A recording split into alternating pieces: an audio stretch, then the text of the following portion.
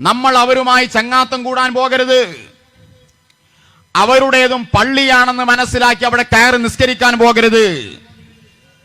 പിശാചിന്റെ കേന്ദ്രമാണ്. അഊദു ബിക മിനൽ ഖുബുസി വൽ ഖബായിസി എന്ന് കക്കൂസിലേക്ക് കടക്കുമ്പോൾ ദിക്ർ ചൊല്ലാൻ റസൂൽ എന്തിനു പറഞ്ഞു? അവിടെ പിശാചുക്കളുടെ ഇടപെടലുകളുണ്ട്, അതുകൊണ്ട് നിങ്ങൾക്ക് ഷർറുണ്ടാകുമെന്ന് സയ്യിദുനാ റസൂലുള്ളാഹി. ഇന്ന് ആ കക്കൂസിനേറ്റാലും അപകടമാണ് മുജാഹിദിന്റെ പള്ളി എന്ന് പറയുന്ന കൂടാരങ്ങൾ. അവിടെ കാണാത്ത പിശാച്ചാണ് കക്കൂസ് ഉണ്ടെങ്കിൽ, ഇത് കാണുന്ന പിശാച്ചുകളാണ്. സുന്നി പള്ളിയിലേക്ക് കടക്കുമ്പം അള്ളാഹുവിന്റെ മഗ്ഫിറത്തും റഹ്മത്തും ചോദിച്ചാണ് കടക്കുന്നതെങ്കിൽ അള്ളാഹിന്റെ റസൂല് പറഞ്ഞു, കക്കൂസ് അങ്ങാടിയിലേക്ക് പ്രവേശിക്കുമ്പോൾ പിശാചിനെ തൊട്ട് കാവലിനെ തേടണം. മുജാഹിദ് നമ്മൾ പള്ളി എന്ന് പേര് പറയാന്നല്ലാതെ ചർച്ചുകൾ അതിനും പള്ളി എന്നല്ല പറയണത്.